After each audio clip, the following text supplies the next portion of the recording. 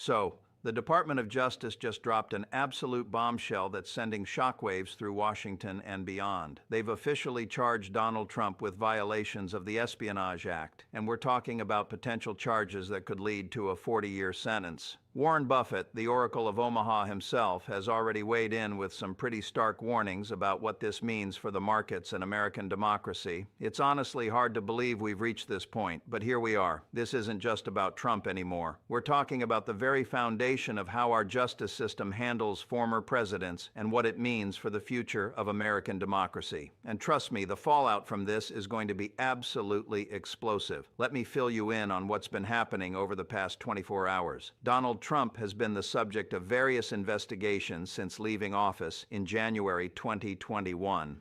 He's faced scrutiny over January 6th, his business dealings, and most critically, his handling of classified documents at Mar-a-Lago. For months, we've watched as the DOJ slowly built their case, with special counsel Jack Smith methodically gathering evidence and testimony. Trump has consistently maintained his innocence, calling every investigation a witch hunt and rallying his base around the idea that he's being politically persecuted. Whether it was the classified documents found in his bathroom, the alleged attempts to hide materials from investigators, or the reported sharing of sensitive information with unauthorized individuals, Trump really cemented himself as someone who believed the rules simply didn't apply to him. But here's where the rubber meets the road. According to sources inside the Justice Department, the evidence they've accumulated is far more damaging than anyone initially realized. We're not just talking about a few misplaced documents here. The indictment reportedly includes evidence of Trump knowingly retaining national defense information, refusing to return it when asked, and potentially sharing it with foreign nationals. This mess is unfolding because Trump apparently believed that as a former president, he had absolute rights to these documents. The DOJ sees it very differently. And guess who's stuck right in the middle? Yep, every Republican politician who's been defending Trump for the past 3 years. Trump's legal team is supposed to be mounting a vigorous defense. But here's the kicker. The evidence against him is apparently so overwhelming that even his own lawyers are struggling to find a coherent defense strategy. They want to claim presidential privilege, but that doesn't extend to keeping classified documents in your beach club bathroom. And before we go any further, let's be real for a second.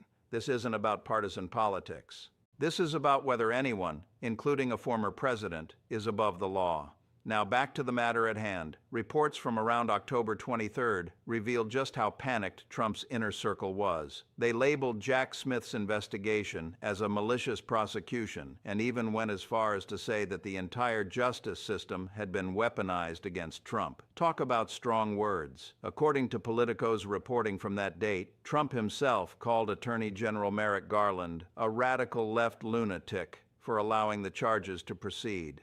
Essentially, Trump was calling the entire Department of Justice corrupt for not giving him a free pass on allegedly violating some of our most serious national security laws. And this wasn't a private conversation. Trump made sure to air his grievances publicly on Truth Social and in statements to right-wing media, making it clear that he was not happy with anyone who dared to hold him accountable. This announcement sent shockwaves through Republican circles because it raised all sorts of questions. If Trump, the de facto leader of the Republican Party, could face 40 years in prison, what did that mean for everyone else scrambling to maintain their political positions while defending him? Now, this isn't the first time we've seen Trump turn on people when they don't protect him from legal consequences. Trump's loyalty really only extends to himself. Whenever someone stops being useful or does something he doesn't like, he's quick to turn on them. We've spotted this pattern time and time again. Just think about how he turned on Attorney General Jeff Sessions right after Sessions recused himself from the Russia investigation. Trump publicly humiliated Sessions for months, calling him weak and disloyal, until Sessions finally resigned. The man who was one of Trump's earliest supporters became persona non grata because he followed ethics guidelines. Then there was Bill Barr.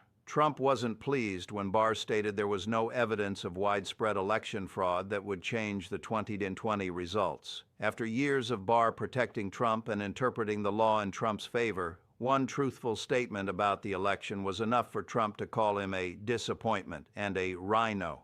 And let's not forget how he distanced himself from Mike Pence when Pence refused to overturn the election results on January 6th. After 4 years of unwavering loyalty, Pence became a traitor in Trump's eyes for following the Constitution.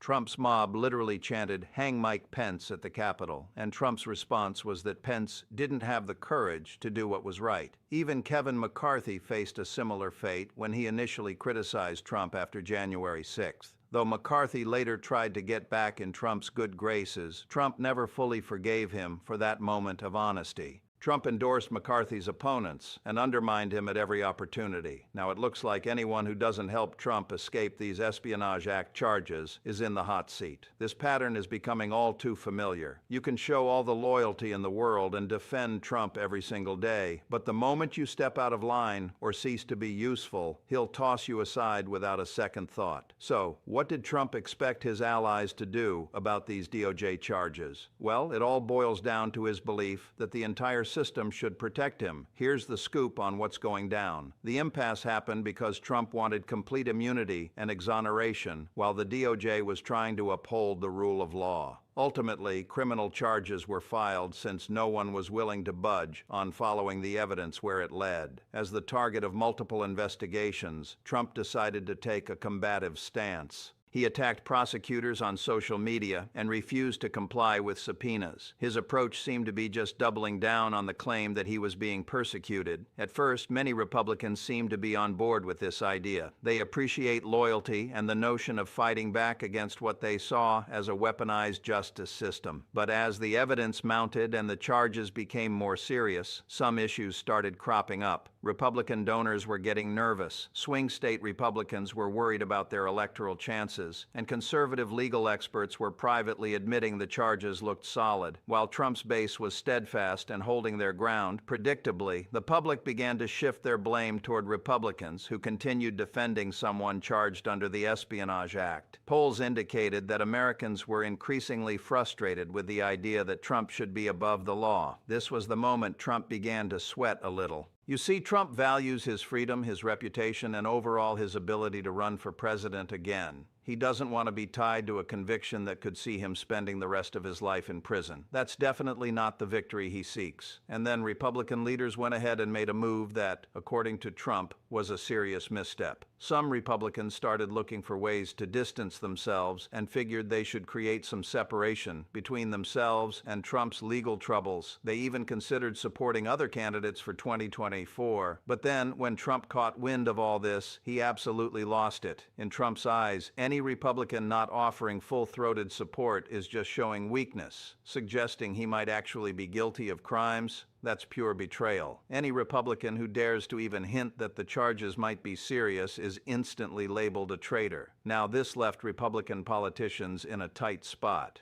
On one side, they really need Trump's base to win elections. The MAGA faithful will drop them like a hot potato if Trump gives the signal. On the flip side, they actually have to appeal to general election voters. That means figuring out how to defend someone facing Espionage Act charges without looking like they're endorsing criminal behavior. The tricky part is all of that requires some level of nuance and careful positioning. So Republicans are caught in a bind. They can either keep trying to please Trump, which means claiming the entire justice system is corrupt and that violating the Espionage Act is no big deal, and that only makes them look extreme and paints the party in a bad light. Or they can acknowledge the seriousness of the charges, which means admitting that maybe Trump did something wrong, but that'll definitely make Trump turn against them and potentially end their political careers. It's a tough situation, and that's the mess Trump creates for Republican leaders. He demands complete loyalty and wants them to defend him without budging, but then he points fingers when things go south. He's not shy about tossing them under the bus whenever it suits him. This whole scenario is causing major stress within the Republican Party. If Trump has reached the point of facing 40-year sentences under the Espionage Act and is willing to publicly attack any Republican who doesn't defend him completely, every GOP member is left wondering if they're the next target. Those moderate Republicans who are trying to balance Trump's support with electability are now worried sick about being the next one to get tossed aside. Meanwhile, the hardcore MAGA faction believes establishment Republicans aren't defending Trump strongly enough and that they're too willing to let the deep state railroad their leader. Things became even more intense when Senator Susan Collins, one of the few Republicans willing to occasionally criticize Trump, broke away from the party line. She had been pushing for Republicans to focus on policy rather than Trump's legal troubles and criticized the party for making every election about defending Trump's alleged crimes. When someone who's tried to walk the moderate line like Collins starts openly saying the party needs to move on, you know the situation is getting serious. Here's where it gets really interesting. The legal implications of these Espionage Act charges are absolutely staggering. The Department of Justice decided to take unprecedented action. On October 26th, according to legal filings, they presented evidence to a grand jury showing that Trump's retention and mishandling of classified documents met all the elements required for Espionage Act prosecution. Attorney General Merrick Garland pointed out that no person is above the law, including former presidents. In a press conference, he stated, "We follow the facts and the law wherever they lead, without fear or favor." The legal process moved pretty quickly once the grand jury saw the evidence. After all, every day that passed meant more risk to national security if classified information had indeed been compromised. And let me tell you, the evidence presented didn't hold back. It was a major blow for Trump. Prosecutors revealed intercepted communications, witness testimony, and photographic evidence that Trump not only retained classified documents, but showed them to unauthorized individuals. That's legal speak for saying, you've got no solid ground to stand on here. There's no legal validity to what you're doing. You're just breaking some of our most serious laws.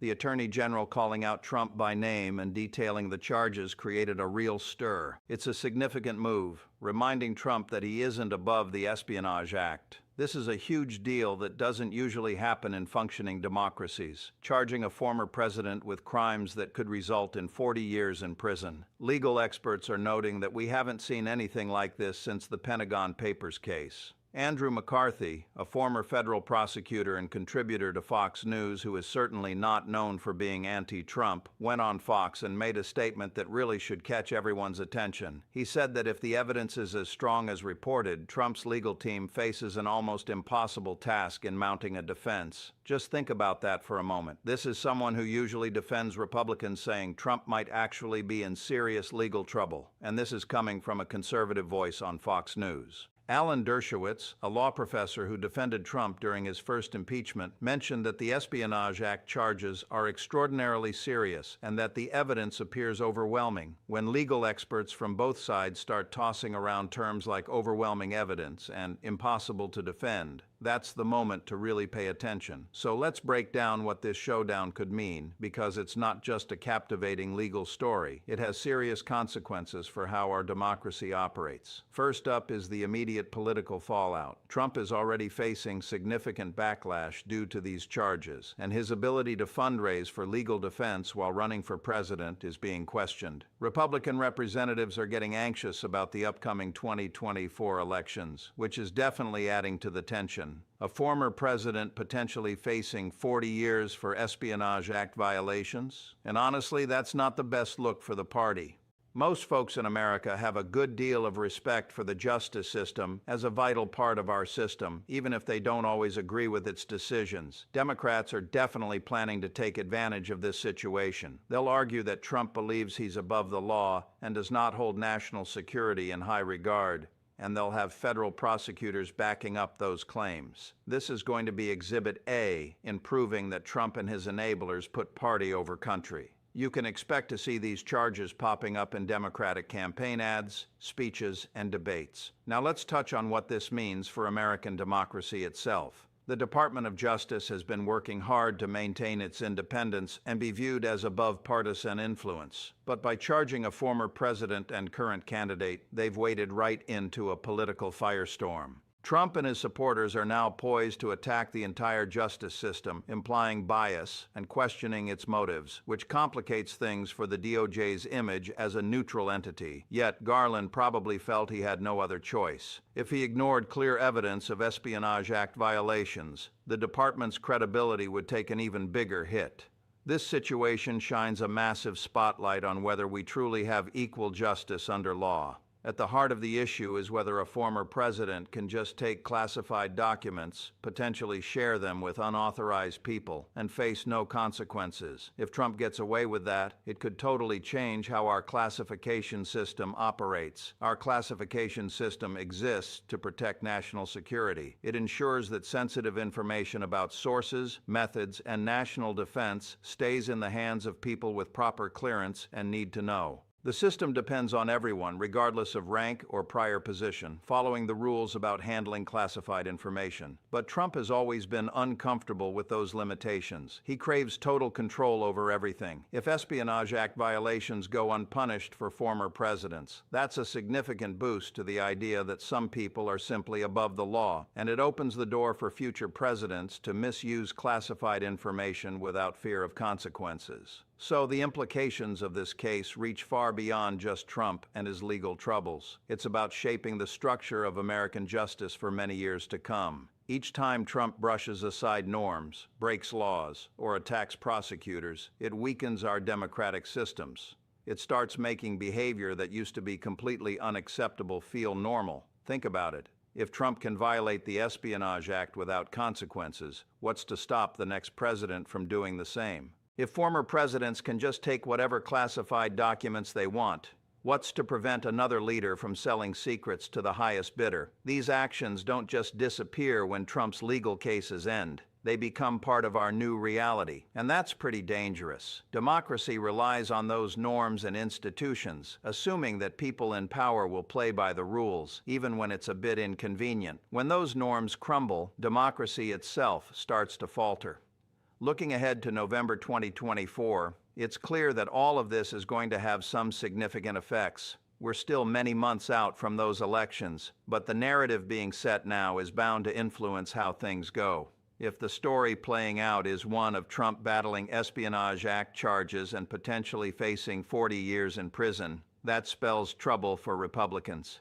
Voters usually don't reward candidates under federal indictment for serious crimes. They want stability and competence. Right now, Trump isn't offering either of those, so expect Democrats to champion a message focused on law and order. After years of chaos under Trump, there are folks who believe that if you vote for Democrats, the Justice Department will actually focus on real crimes instead of protecting Trump. They're promising no more constitutional crises or presidents who think they're above the law. Just good old normal governance. That message might just hit home for a lot of voters, including some moderate Republicans. So here's the deal. The Department of Justice has charged Donald Trump under the Espionage Act with crimes that could result in a 40-year prison sentence, and Warren Buffett is warning about market instability as a result. This isn't just another Trump scandal. It's about whether anyone, including former presidents, must follow our most serious national security laws. If Trump escapes accountability for allegedly violating the Espionage Act, then we're basically saying classification systems and national security don't matter anymore. That would mean we're stepping into a completely new realm where presidents can treat our most sensitive secrets as their personal property. It's about so much more than just Trump's legal troubles. It's about whether we genuinely have a justice system that treats everyone equally, or if we're just stuck with different rules for the powerful. So, keep an eye on this. Things are just heating up. The legal proceedings are going to be dramatic, the political fallout will be intense, and the implications for American democracy couldn't be more serious. The next few weeks are going to be crucial as Trump's legal team responds to these charges and Republicans decide whether to stick with him or cut their losses. The stakes have never been higher, the evidence stronger, and the outcome more unpredictable.